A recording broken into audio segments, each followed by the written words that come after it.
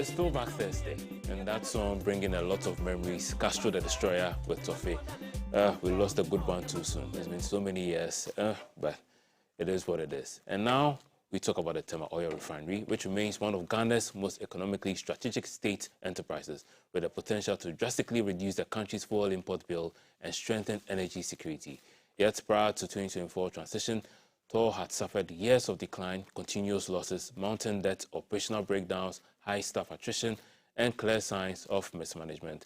And in line with his commitment to revive TOR ahead of the 2024 elections, the president appointed Mr. Edmond Komba as the managing director to spearhead a full turnaround. And under his leadership, TOR has begun posting profits despite ongoing maintenance of its core refining infrastructure, signaling the early impact of a new strategic direction. Now, this conversation is going to explore the state in which TOR was inherited, the reforms implemented so far, and the broader vision driving its recovery and modernization. Adam Samako is my guest. He's a spokesperson with the Government Communications Office.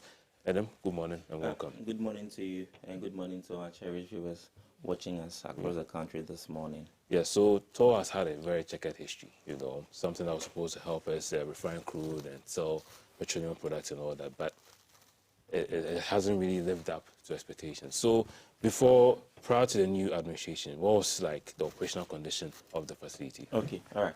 Thank you very much once again. And so in the lead up to the 2024 elections, President John Dramani Mahama made a vow to the Ghanaian people. The vow was very simple, that if he were to be given the mandate again, and that if he is to come back into office again in 2025, he was going to make sure that TOR that has been debt saddled, that has been mismanaged under the previous NPP administration, he would make sure that TOR would turn the tide, become profit-making, and would refine crude oil. That is a simple promise he made to the good people of Ghana. And as I'm speaking to you, he has lived up to those promises he made to the people. Now you have asked, what has been the situation? What has been the circumstances of TOR before we came into office? Now let's go back into history. In 2013, when President Mahama came into office in 2013, TOR had been saddled with a debt of $650 million over the years. $650 million at the time. And so it is very evident that TOR at all points in time has been in the heart of President John Dramani Mahama. And so because of this debt, President John Dramani Mahama at the time established ESLA. And so through ESLA, bonds were issued. Now, when we say a bond is a debt instrument through which government accesses funding from investors to invest into its public projects or to finance maturing debt. And so ESLA was established, bonds were issued. So by the time we're leaving office in 2016, 300 million out of the $650 million had been serviced. So in 2016, it was left with 350 million to be serviced. And by the institution and establishment of ESLA, it was projected that by 2019, TOR was supposed to be debt-free. And did that happen to be the case? But it saddens me to tell you that in 2016, we lost power. NPP came in 2017. And by 2019, and up until the time the NDC took office, as we are speaking, in 2025, the debt that was projected to have been serviced entirely, totally, in 2019, had ballooned from $350 million to $570 million. Oh, wait, the 570 in addition to the 350 No. or the entire debt portfolio. Yes. The entire debt, okay. It was supposed to be serviced by 2019 because of ESLA. Everything gone. But as of 2025, it ballooned from 350 to 570 million US dollars. When we came to office in 2025, the old ECG, they owed Ghana Water Company, they owed GRE 200. TOR. Yes. Okay. They owed GRE 200 million Ghana cedis. They owed SNIT in penalties 50 million Ghana cedis. Star Provident Fund 160 million Ghana cedis. That's a lot of debt. Exactly, a lot of debt. Retirees who were entitled to some funds upon their retirement, they owed all of these people 2022, 2023, 2024. They had not paid. So that was a debt situation from 2013, 2016 to what we have come to meet in 2025. Now, moving on from that, there is something we call offshore mooring facility. Now, the offshore mooring facility is a facility that is offshore, far away on the seas, that receives all petroleum products coming into Ghana. Right? Okay. So before the petroleum product comes into Ghana, it goes to the offshore mooring facility before it comes into the country.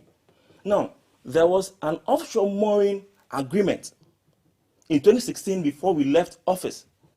So that offshore mooring facility was built in the year 2000 on a BOT or concessionary basis, which is to mean that build, operate, transfer. So it was built by a private company called Trafigura in the year 2000. Okay. So they operated for how long and transferred? And so, yes, so they operate for 15 years okay. and transfer to government. Okay. So it was built in 2000 by Trafigura, and by 2015, the agreement had been settled and the facility or infrastructure reverted back to government. It was transferred back to us. Yes. Okay. So when it reverted back to government, government gave it to TOR. For TOR to use the offshore mooring facility, set up an SPV through which they can raise funds for the restructuring of TOR. That was the vision of President John Dramani Mahama. But that didn't come to pass. And so you listen, indulge me. So this facility came back to government. So the SPV was set up, through which we're supposed to access some $110 million through an agreement. But unfortunately, in 2016, we lost office or we lost power. So this agreement was facilitated. $110 million had been secured. But because we lost power in 2016, NDC did not supervise over how that money was to be expended. The money came in April of 2017 under NPP, $110 million, my brother. Quite apart from that, quite apart from the fact that they assessed that $110 million, which is for the purposes of, renovating and restructuring the TOR infrastructure. It had nothing to do with the offshore mooring facility? Yes. So the offshore mooring facility was used as an SPV, okay. Special purpose vehicle, okay. to assess funding. Okay. I hope you're on the same page. Yeah, exactly. So they assessed that $110 million. But the point also is that the SPV on monthly basis yields between $7 million and $9 million to TOR, depending on the dividends that has been declared within the month. And so for the entire period MPP were in office, apart from the $110 million they had assessed, they got almost to the tunes of $64 million just for that, from that offshore mooring facility agreement. So $110 million assessed, then over the period $64 million assessed. But there's been no repair works. The place has been left defunct. There's still some structural inefficiency. There's been no innovation. There's been no operationalization of TOR. Nothing at all. So it begs the question, what did NPP use those monies for? Clearly, it was for the purposes of embezzlement and mismanagement.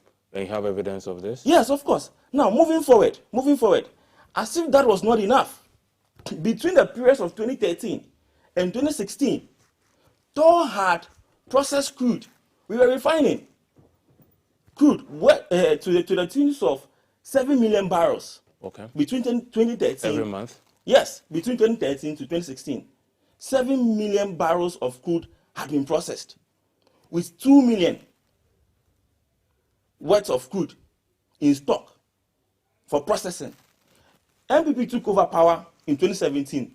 Do you know what they did?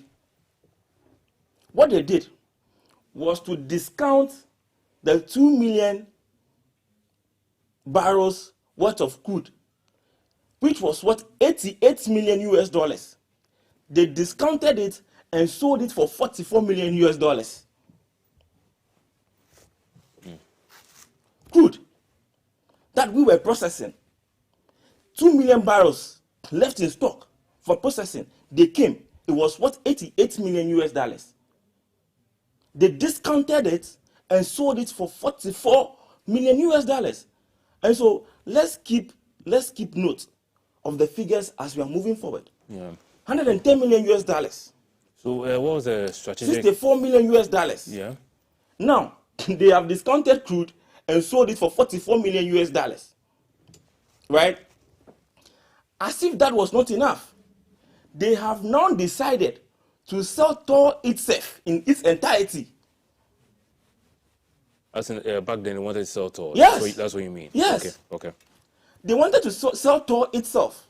But before that, because of clear mismanagement and misappropriation, within 8 years, they had 7 MDs, 7 managing directors, including an interim management committee, which sole purpose at the time was to operationalize TOR, which they couldn't do. So they resorted to selling the facility in its entirety. How mind-boggling. And so they went into an arrangement with a private company called Torenco to sell TOR for a period of time. But that didn't transpire, did it? And at the time, they negotiated to sell TOR for 22 million US dollars. A paltry 22 million US dollars. Today, we are hailing TOR and its managing director for posting a profit of 21 million US dollars in 7 months. And they were going to sell TOR off for 22 million US dollars. But because of the fight that the workers themselves put up, CSOs, parliament, goodwill Ghanaians, the fight we put up against the move to sell TOR, that deal fell through. Now they moved away from... But it fell apart or it fell through? Yeah, it fell apart. Yeah, It fell apart. Okay, yeah. Because of the resistance it met from citizens, All the stakeholders parliament, involved, yeah. CSO, the workers themselves, and all of that, the deal fell apart. They couldn't move on with it. Then they moved on to the next agenda. The next agenda was to go into a tolling agreement with a company called Net Oil. Now, mind you, this contract was supposed to be a national competitive tender. And any arrangement of this nature is governed by the Public Procurement Act. According to Section 44 of the Public Procurement Act, it requires that in a national competitive tender, for any company to have the eligibility to bid or to make a bid, it must be a Ghanaian company. Where it is a foreign company, it must have a company registered in Ghana. That is the letter of Section 44 of Act 663. That is the Public Procurement Act. But NPP breached all of these regulations. And they brought in Net Oil, which was based in Dubai. And they didn't have a company registered here in Ghana? Didn't have a company registered here in Ghana at all. A company based in Dubai, against the letter or the direction that you just mentioned. Dictates of the law. Yeah. It has to be Ghanaian registered company, or the company must have a registered office in Ghana. Net Oil did not have all of these legal prerequisites, but the NPP sidestepped the law and gave this contract to Net Oil because obviously they were in bed together. Now, this is what happened. After all, and all of this, mind you, all of this, according to checks, it has been revealed that all of these agreements, contract arrangements, and all of those happened after the election in 2024. So you see how hell-bent they were into entering this obscure, sleazy deal. So they entered this agreement after the elections, but backdated them to 5th December. Okay. Now, when the deal went to the finance minister for approval, I mean, at the time was the finance minister. Okay. But he said clearly that there's been breaches of the legal requirements, of regulations, and for this reason, he cannot endorse or approve the deal or the contract. Do you mean the former finance minister, Honorable Amin, or? I mean, yes. I mean, okay. that. Okay. Yes, Okay. yes. I mean, at the time he was level-headed. He saw the clear breaches of law, the regulation requirements, and he said he was not going to endorse or approve the contract. But the board of governors, the board at TOR, said they had the prerogative, they had the power to overrule the mandate or the approval of the finance minister. But it's like, and they did. Yeah, but Adam, you've the way from the outline you've given us thus far, it seems there's a lot of misappropriation of funds, the debts and everything, like a lot going on. So looking at all this, especially since you gave us a history from 2013 up to date and all that. So looking at these specific issues, what strategies did the president outline in order for us to see this tide we are seeing with the Tema Oil refinery? Good. And now it's even posting profit, even though there are still some structural issues, and yet it's still posting profit. Yes, so I'm going to get into that very quickly. Okay. So that was what they did. They overruled the authority of the finance minister and went into the deal. Now, fast forward to 2025. President John Dramani Mahama made a promise to the Ghanaian people. He appointed Mr. Edmond Combat, as CEO or managing director of TOR. He came and he saw the clear mismanagement, the misappropriations, and the sheer incompetence of the NPP, the criminal mismanagement of their 7 MDs, including the IMC, who had supervised over the place. And so when he came to meet a very high attrition rate. The workers at TOR, some of them had gone to the Middle East. Some of them had gone to Dangote refineries. And so it was important that to be able to achieve President John Dramani Mahama's vision for TOR, he needed to have his workers believing in the mandate and believing in the vision. Let's go back a bit. When you talk about the attrition rates, for instance, what was the impact on productivity and the operations of TOR? Clearly, TOR was defunct. Nothing was happening. And like I've told you, there was clear dejection. They had abandoned the ship. Most of them, many of them, had left to the Middle East. The workers had left to the Middle East. Some of them have gone to Dangote refineries because nothing was clearly happening at all. So the president appointed Mr. Edmond Combat to combat all this, and so it's fantastic. He appointed Mr. Edmond Combat to combat all of this. So what expectations were placed on Mr. Combat? So that the directive to Mr. Edmond Combat was very plain and simple. Operationalize TOR. Okay. It was simple. And he's doing that? The reason why the president had this long-held belief in TOR is because, as we are speaking, okay, annually, our 4 import bill stands at $2 billion, $10.2 billion. The import bill? Yes, the import bill of fuel alone is $10.2 billion. Meanwhile, you have TOR.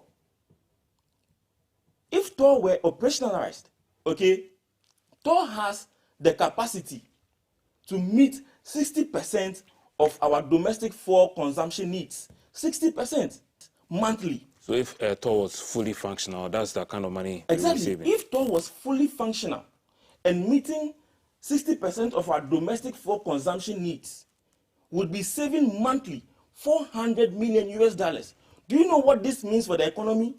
Do you know what it means for the Ghanaian cedi? It means we'll be requiring far less Ghanaian cedi to exchange for dollars to import fuel. And we'll be importing less. Exactly. Which means that the fuel we consume in Ghana will not be prone to the external shocks and external vulnerabilities on the international market. Which means that fuel in Ghana will be cheaper.